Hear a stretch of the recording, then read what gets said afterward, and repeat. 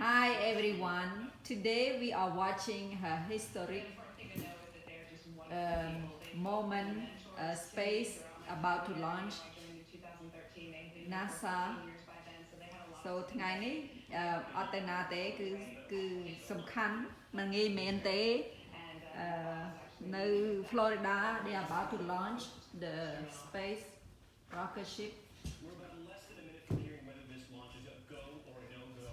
And can you talk to me about the process? Because NASA and SpaceX obviously wanted two astronauts who were incredibly experienced. They got that in their involved. But they also wanted two astronauts SpaceX who rocket ship sort of this first about to launch in a couple minutes. Well, I think that it basically They comes down to skills. supposed to launch it yes Wednesday, but because the weather the storm, so they have to cancel and then reschedule for today because secret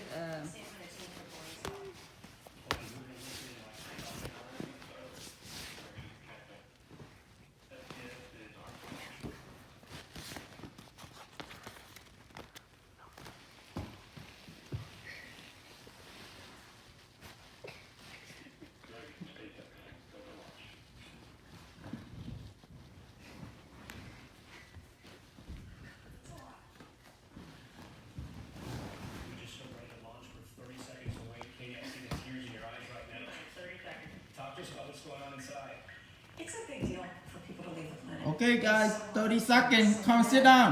Watch. calm down watch it. And we're watching. You have to be there with them. Stage 1 tanks pressing for flight. T-minus 15 seconds.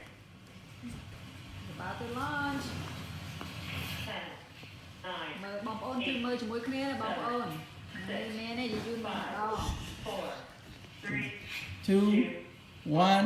0. Going. Wow. It's going. launching yay Godspeed indeed. Vehicle pitching downrange. Emotional moment for you right now, Katie. Stage Watching. 1 propulsion is nominal.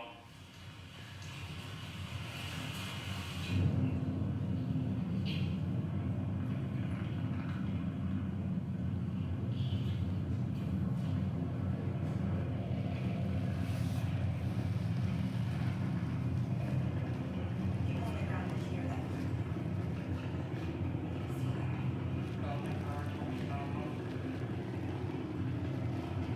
And 1D roll down.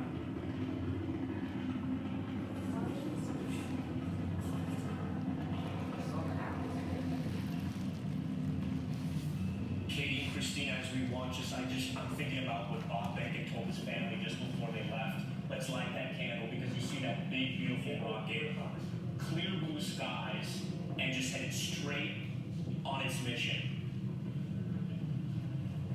And 1D throttle up. Hope triumphs over fear in a time where our country needs it. Needs to be reminded of that. And down on the ground, they can actually feel. You can physically feel that crackling that we hear. You can physically feel that. Our Gio Benitez is at the Kennedy Space Center right now. Behind him is where the rocket just took off from. And Gio, what are your thoughts? I mean, you were right there. You could feel it. You could hear it. Walk us through. Engine chill. Well, I just have to tell you, I'm emotional right now because this is such a moment. And to feel what Katie was talking about, feeling that moment, feeling that go up into the air, you can still sort of feel it. Extraordinary human achievement right here. And sorry for getting emotional, but it's my first launch, so there's that. Hey, Christina, not at all your first launch. What are your thoughts as you're watching this historic moment? I just couldn't be more thrilled. I'm thinking about how Bob and Doug feel in there and how excited they are. You know, every moment of the day was mostly the same as what they had experienced in their training sims until that takes off and you know you're going up. And at this point, they've been going up for so long, they know they're not stopping till they're in space. And that is just an incredible feeling. It's a new era where space travel isn't just limited to sovereign countries and governments. It's something that's going to be accessible for all, and it's going to be an innovative thing where we just open it up, and I can't wait to see where we go with it. Confirmed. There's first stage set. And recognition. Katie, talk to us about what we're just watching right here. We know this is a sort of a critical moment. So it's the first stage dropping away called the main engine cutoff. And explain to us exactly what's So happening. basically the first stage, the first See giant that- piece those- we've used that- all that's the an gas, and now astronaut. we're kicking off. It's actually going to fly itself back down to the recovery ship. It goes up for another long time and then comes back down, but we'll see all that within the next few minutes. And that was a It's major gonna part land of back down. SpaceX's program, the reusable rockets. And how This is long? to make this- I Reusable. don't want to say affordable, but to make it cost effective. Exactly, to be able to reuse them again. And actually what they learn and making sure they understand how to make them fly back has been immense. And Elon Musk had referred to that as part of the holy grail of spaceflight, essentially saying, why would you throw away a 747 every time that you used it? Give us a sense of what happens now. It'll not be until tomorrow. Is that in the morning or the afternoon when it's expected to dock with the International Space Station? So this is the Dragon itself is still powering up into space. So it's still on the second stage engine right now. Nominal trajectory I'm hearing. And so And what does that mean, what we're hearing right now?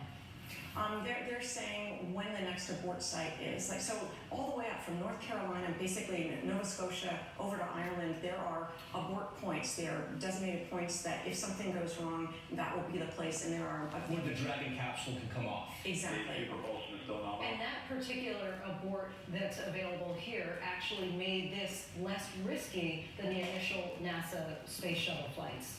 I don't know about the numbers, but it's really, it's extremely valuable to have this kind of abort capability, not interrupted by, oh, if it happens at this time, we couldn't quite abort. They have abort capability that 50 different abort sites all the way from the Cape, and from the time before they fuel. From that time, that capsule could be pulled off of the rocket, and Bob and Doug would land in the water. And now it's just a question of if that should happen, where. Christina, talk to me about what Bob and Doug are doing right now inside the capsule. We can see them there on the left hand of the screen. What are they reviewing and what are they doing at this moment? You know, at this moment, it's really just all about the rocket. So they are probably reviewing some of the pressures and different signals that they're getting in telemetry from the rocket itself. Like Katie said, they are on the second stage, so they're going to continue to be propelled into space up until 8 or so minutes into the total flight. So they're monitoring, but monitoring isn't as simple as just looking at a couple gauges. You know, everything is vibrating. They're having a lot of G-forces on them. So even just monitoring the systems and listening to the communications is a big job as test pilots that they're doing. You know, I'm going to ask Edison, show us the space shuttle that you have. Chance go back to the initial liftoff when the rocket took Got off this from the National Aerospace Museum about Steve, your friend is 10 Doug years Hurley. ago. He's in that capsule right now. He is headed for the cosmos. I understand when you saw the rocket take off, it was a pretty emotional Edison, moment for you. William, you can go to Naval Academy and become an astronaut, right? Overwhelmed by this triumph, the number of people that U.S. came Air together Force to Academy, make this happen, and for the U.S. to be going back to space, and to think about Naval this in the broader context of or what it Air means Force for Academy. humankind If you want to be in, go out and truly colonize to bring you can in go this to medical space school and still exploration. become an astronaut. They These take guys are anything laying the foundation for them. as Your long as friend you're Doug smart. Hurley, I mean, he's an astronaut, like the other astronauts we have joining us on this broadcast. He is somebody who's dedicated his life to this, and it is not an easy life. It is glamorous for the launches, but it is a very difficult life, and your family has to make a lot of sacrifices. Talk to us about Doug a little bit. Yeah, he's one of those guys that just everybody would like. If you met him in a bar, he's the guy who's not too loud but loud enough where you want to hear his stories, and he's just he's the kind of guy that anybody would love to be like, that people would want their sons and daughters to grow up like, and so he's a great role model, and I think Bob is too from what I've heard from him. So that's part of how NASA selects its astronauts. They're not only highly capable and willing to face the dangers of traveling in space, but they're also just great people, and they're people who can help the rest of the world understand science and to appreciate the kind of science and engineering that's going into space exploration. So he's a great ambassador for NASA, as is Bob, and it's a great turn to watch. And Steve, I got to ask you though, the nickname, Doug's nickname. You mentioned it earlier, and the story behind that. I'll give you a hint. Anybody that saw Wayne's World, maybe you can think back to that. But Doug and I have sort of a mutually assured destruction. We won't talk about our personal call signs together on TV. So. All right, Colonel Steve Gaynor for us. And I want to bring the astronauts back in. Just in his State of the Union address, President Trump in February said how necessary it is for the U.S. to be the first country to be able to plant its flag on Mars. Why is space exploration still so worth it? Not from a financial perspective, but from your perspective as astronauts. Why is it?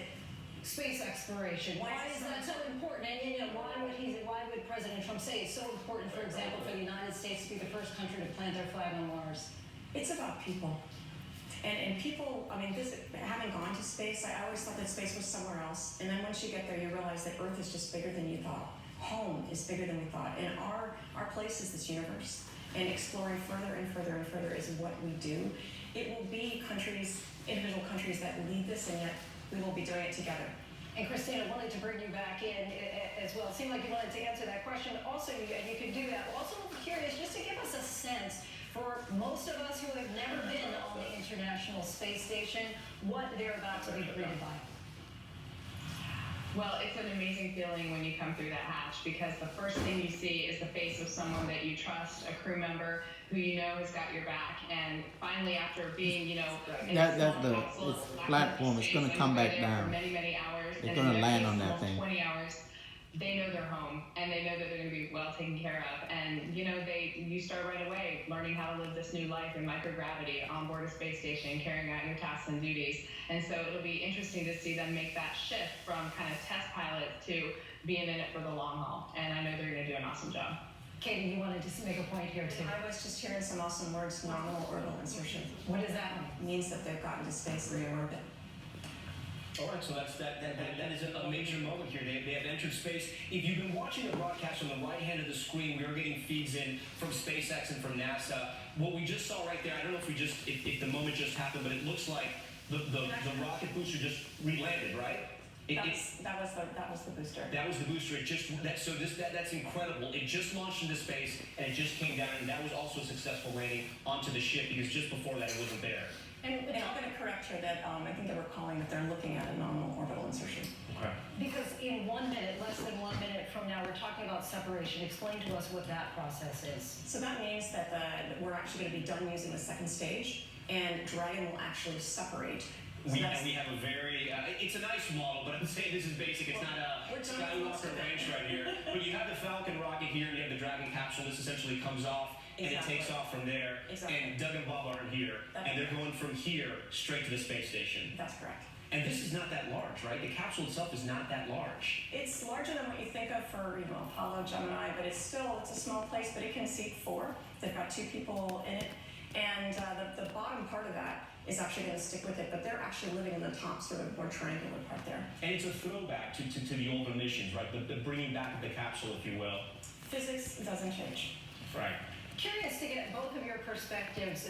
Christina, if you'll jump in here too. What you love most about being in space? What you love most about this moment that they're feeling right now and beyond? Well, the thing I loved most personally throughout my mission was being able to contribute and give back. It's something I've held in such high regard my entire life, so to be able to actually work on it day in and day out was just such a privilege. The moment that they're in right now is unforgettable. They're floating out of their seats a little bit for the first time. They're in microgravity. Of course, they've experienced that before, but for me, it was my first time. And I looked over at my crewmate, Nick Hague, who was also a rookie at it, and we smiled at each other, and we knew we had gotten there. It's also maybe their first time to take a peek out the window. If they have access to that to see Earth, which is another just phenomenal moment. But probably for a little while, they're going to be monitoring those systems. This is a big checkout period where they're making sure comm, navigation, and all that is working as expected. So despite that, they're pretty happy. Okay, let's listen in.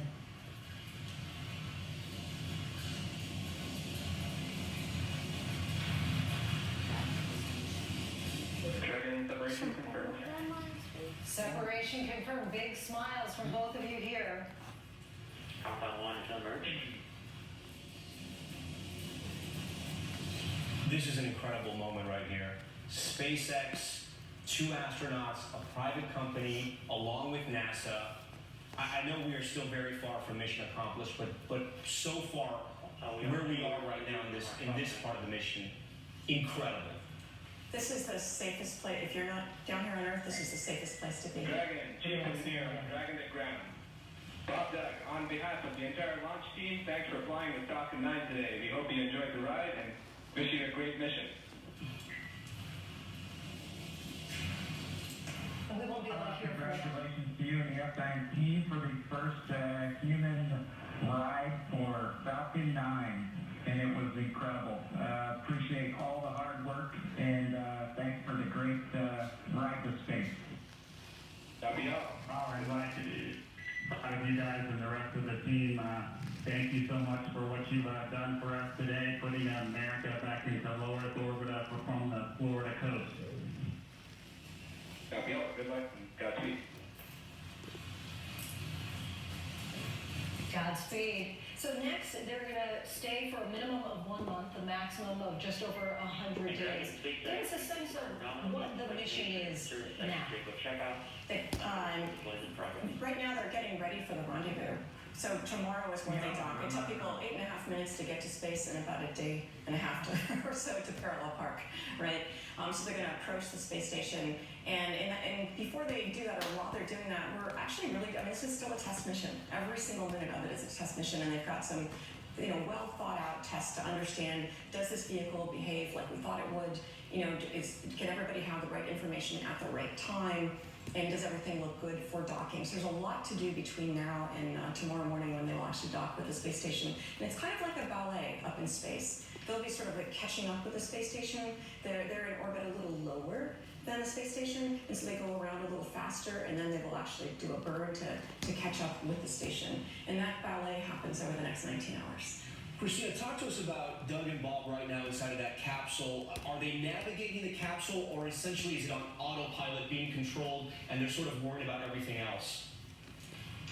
It should be on autopilot. One thing about the SpaceX Crew Dragon capsule is that it could be completely automated throughout the mission, including rendezvous and docking. And it is the first of its kind to actually do that. Now, they do have the ability to take over manually, and because this is a test mission, they're actually going to practice that ability and test it out both near and far from the International Space Station. So they're not necessarily driving, but they're paying very close attention to how those automated systems are responding. As you can imagine, when it just pops off of the end of the rocket, there's no guaranteed orientation or attitude. It has to use all of its systems to figure out where it is in space, how it's oriented in space, and make sure that it's, belly down and nose forward going around the Earth. And so Bob and Doug are making sure that all those systems are working great. They're ready to react in the case that anything doesn't go as expected. And hopefully they're just watching all those systems come online nominally, even including the life support systems. They're in a closed loop life support system situation right now. Everything just went through a lot of vibrations on launch.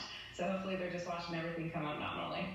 We actually also have that moment we spoke about earlier, the reusable rocket that we heard you mention. It landed back on a ship at sea, and we have the video. We want to show that to you now because this was one of the selling points for NASA and SpaceX. They promised they could do this. It took them a while, but they figured it out. And I think we do have that clip if Dave DeCinti can show it to us now. This was just the moment right after it landed back on that ship.